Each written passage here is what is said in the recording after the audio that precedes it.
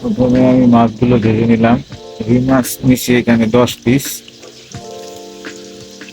বেশিরভাগ মানুষের শর্টকাটে কিভাবে রুই মাছ টমেটো আলু দিয়ে রান্না করা হয় আজকে শিখব। মাছগুলো ভেজে আলাদা করে রাখলাম।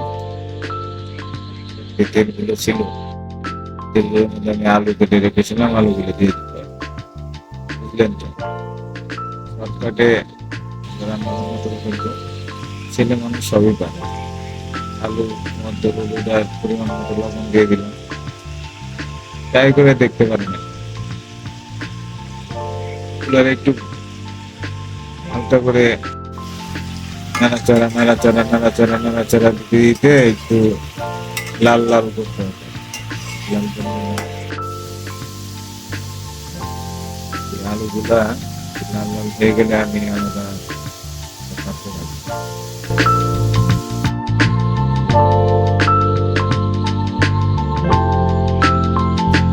এখন আমি তেলের মধ্যেই আমি জিরা আর তেজপাতা দিয়ে একটু নাড়াচাড়া নাড়াচাড়া দিতে হবে। লাল লাল হয়ে গেলে তেজপাতা বাস। বেশি কঠিন কাজ না ভাই, বেশ মানুষ রান্না করতে পারে। পেঁয়াজের মধ্যে আমি আবার একটু হালকা জিরা টিরা দিছি। জিরা টিরা দিয়ে একটু নাড়াচাড়া করে একটু লাল লাল টাইপের করতে হবে। এটা করলে সবই পছন্দ। থাকতেন যারা ব্যাচেলর তারা একটু রান্না শিখলে তার কাজে লাগে। খুব জটিল কিছু না, চেষ্টা করলে করা যায়। এরকম একটু লাল লাল হয়ে গেলে কষানোটা একটু ভালো হয়। পানি দিয়ে দিলে তারপর তেলটা একটু যখন পানির উপরে ভাসবে টমেটোটা তো রাখছিলাম টাটকা, টমেটো দিয়ে দিলাম, একটু পানি দিলাম। এখানে আবার সেই নাড়াচাড়া নাড়াচাড়া নাড়াচাড়া তারপরে কাঁচামরিচ দিয়ে দিচ্ছি। মরিচটা এভাবে সবগুলো মিশিয়ে দিতে হবে। এরকম নাড়াচাড়া নাড়াচাড়া দিতে থাকবেন। এরকম যখন জুস টাইপের একটু তৈরি হবে একটু এড করবেন। পরে আলু পরিমাণ মতো পানি দিয়ে একটু নাড়াচাড়া দিন।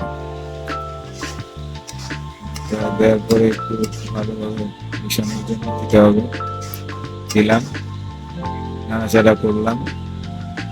করার পরে পানি দিয়ে দিবেন পরিমাণ লাগে। আমি পরিমাণ মতো পানি দেওয়ার পরে অবস্থায় এরকম থাকবেন। কিছুক্ষণ করতে দিবেন, মাছগুলো ঢেলে দিবেন। 4-5 মিনিট এরকম জাল দিবেন। জাল দিতে থাকলে আপনার রুই মাছ আলু আর টমেটো দিয়ে চমৎকার রান্না আমি ট্রাই করছি, চাইলে করতে পারেন। গরম গরম পরিবেশন করবে, আশা করি ভালো লাগবে। ধন্যবাদ, ভালো থাকবেন।